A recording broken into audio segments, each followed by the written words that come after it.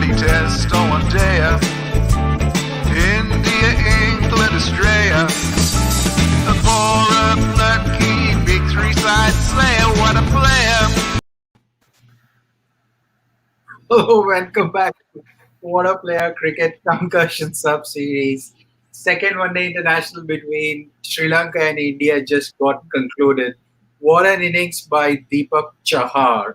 69 runs to take India back home. This is this is fantastic victory by India. It was a partnership, 84 run partnership between Bhuvneshwar Kumar and Deepak Chahar. True CSK grit in winning the match, Vishak and Sanjay. Is that how we should summarize this game?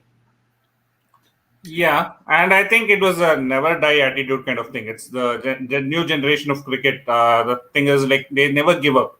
Previously, if you've seen in the 90s or early 2000s, once you lose 6 or 7 wickets, it was easy to give up, and the tail doesn't bat, and you fold up within 20 to 30 runs. I think they batted pretty sensibly and took the right chances, chose the right bowlers. And they didn't slog, mind you. They were playing proper cricketing shots. And while Deepak Chahar was going good, Bhuvneshwar Kumar was the calming influence out at the other end. So it was like a tactically well measured partnership, and they calculated it pretty well.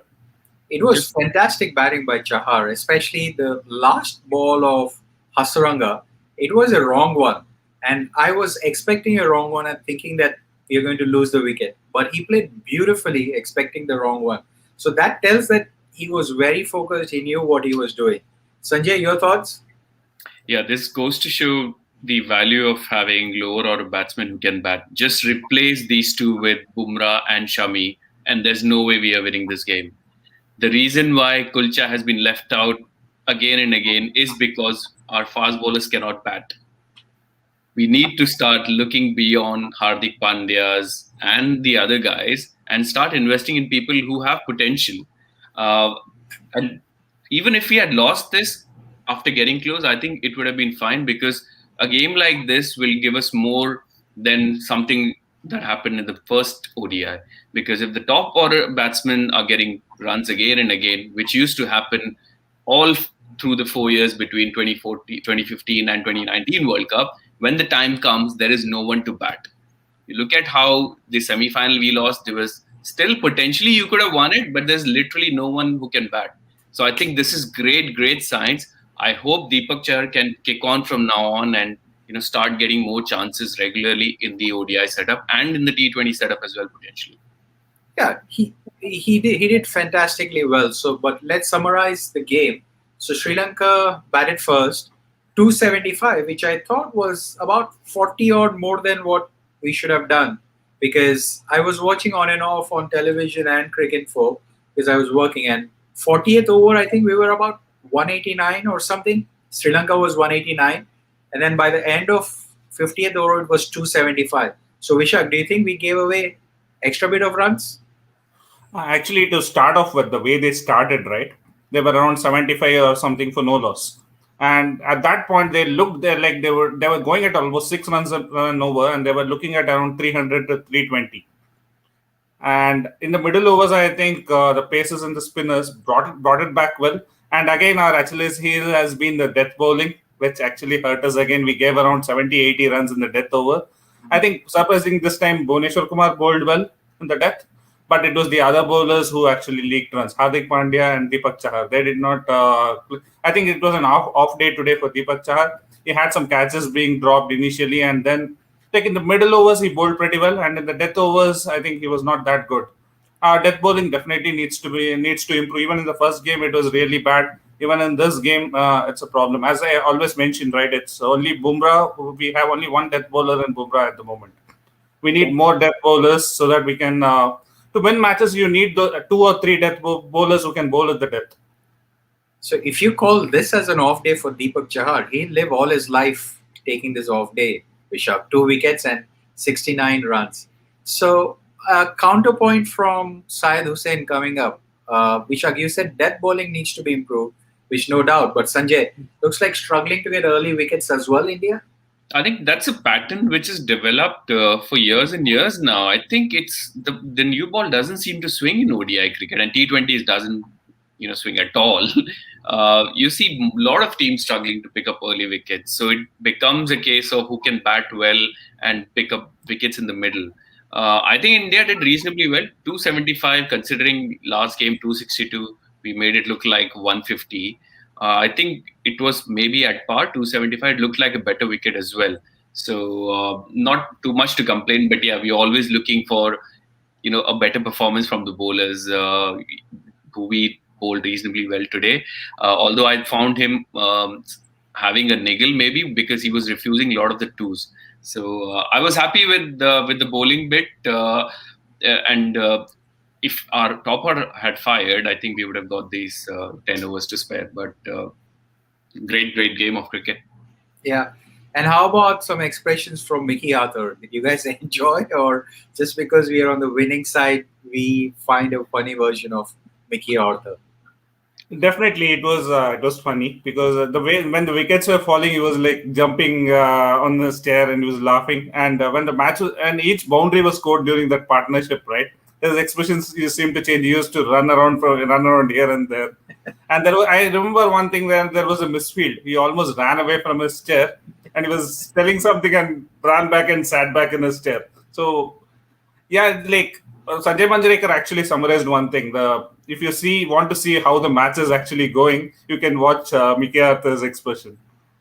Yeah, unfortunately there is no crowd, so the cameraman only has few players to pan it out to. So yeah, Mickey Arthur, he'd be really disappointed the team couldn't beat India. They've not beaten India since 2012 in ODIs. That's a long time ago, and clearly even when they were in winning position, that may have played onto their minds because they should have won this. And Hardik Pandya definitely had a match to forget, but Krunal Pandya, as much as it hurts for me to give him credit, I think he gave like 40 runs contribution to set the game up for at least getting Chahar to the finish line. Do you guys agree, or he could have done better than what he did, Krunal, while batting? Krunal batting, so initially he was just slogging effectively, playing those hook shots, and there was a close catch he could have got out to.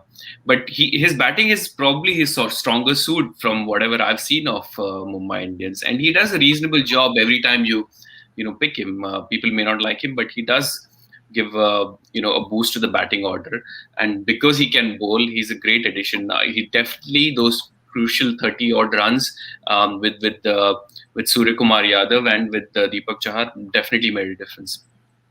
Yeah. And if you see the reason Vijay Hazare as well, right? He was the top scorer for Baroda. He used to bat at 4 or 5 over there, and he batted quite well. So his batting is the strongest suit actually. And again, and what I'm surprised is his bowling. He's not leaking away runs. Even today, he bowled around 8 overs or something, and just gave away around 34 runs, which controlled the game in the middle overs.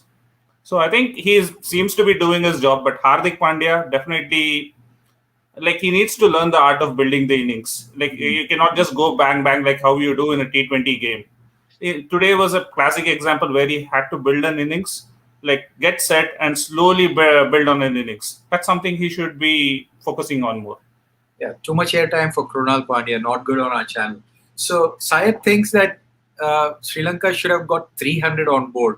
Syed, I think they got 40 runs too extra.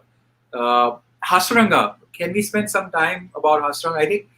I feel that he's in the wrong team. If he would have been in Australia or India, I think his fate would have been different, isn't it? Unfortunately, born in the wrong phase and wrong era of the team. That's what he comes across as. Fantastic talent. His fate's going to change next year. I'm sure he's going to get picked up by one of the IPL teams with 10 teams coming. His wrong ones seem to be a bit like Mendes sort of, bowling doesn't seem to be picked up by the batsman.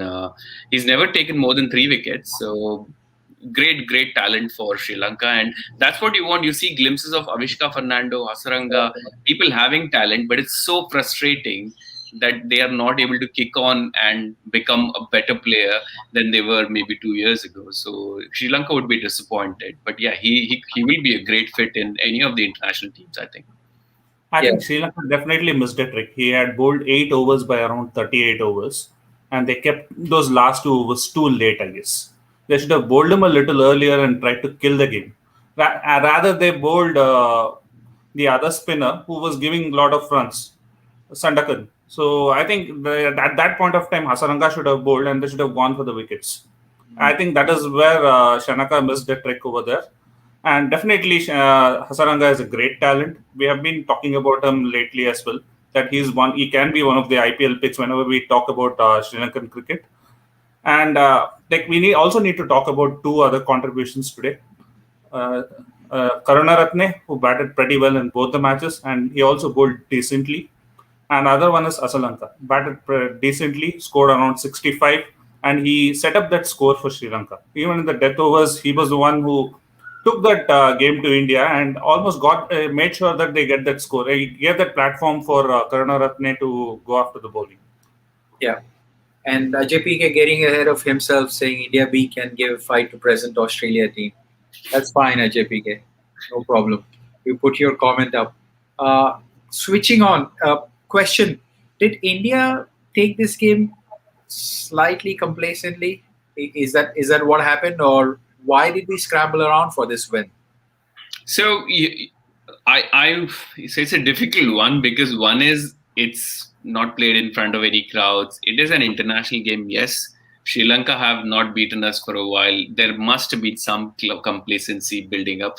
But the other side to this is that the players are all shot makers. So maybe if this was a team from a bygone era, you would have seen India maybe 4 down and still the run rate going to 8 or 9 and over.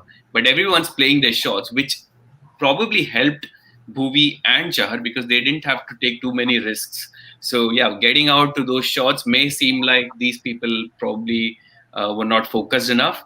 But at the end of the day, we won the game and we've tested our bench strength, lower middle order.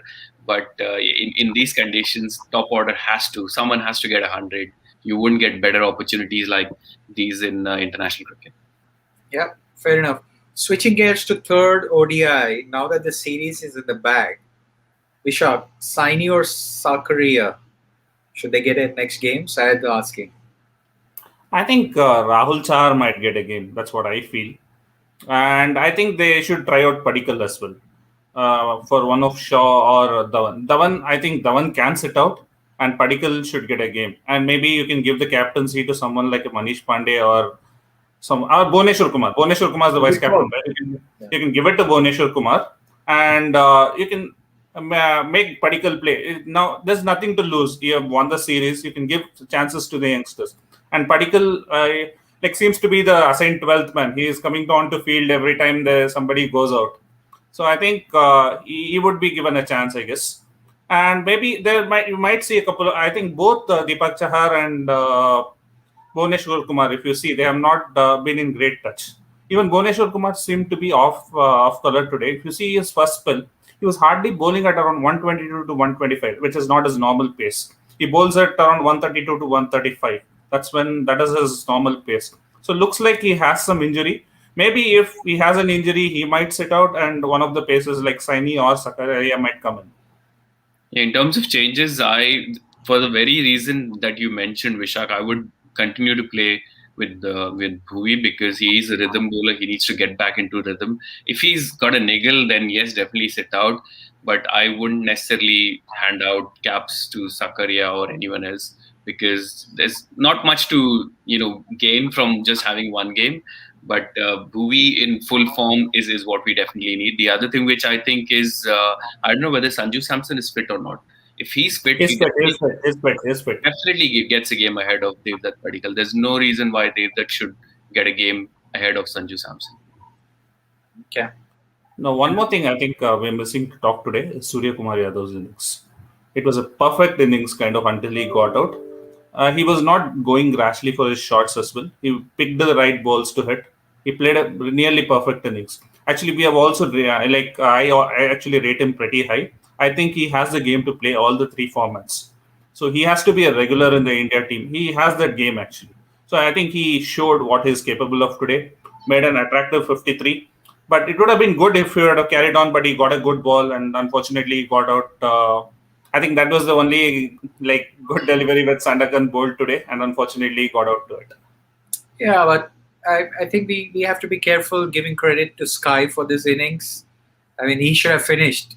There are going to be good balls, but that's what differentiates you from average players to good players. And we were talking off air also that little bit of a T20 mindset is also there.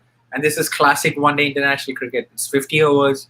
You got to bide your time sometimes and respect the bowlers. Um, Sky, so Syed Hussain says Sky looks pleasing to your eyes. If he starts getting big scores, Shreyas Iyer will be worried. I feel so too. In fact, he doesn't make it to the team if he's fit or what. In my opinion, Sky is definitely ahead of him in ODIs as well as T20. I know Shreyas Iyer has played well, but he's been injured. Then he's off the team. He's not had much match practice. But considering the amount of promise and talent Surya Kumar Yadav has already shown in his short stint in the international career, he definitely gets a game ahead, irrespective of whoever gets dropped out. Okay.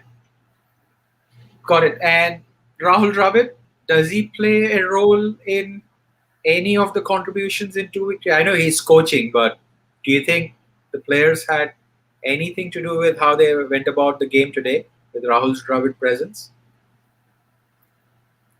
Yeah, the coach cannot play the game. He can just give inputs. And once the team just gets onto the park, it's just the team.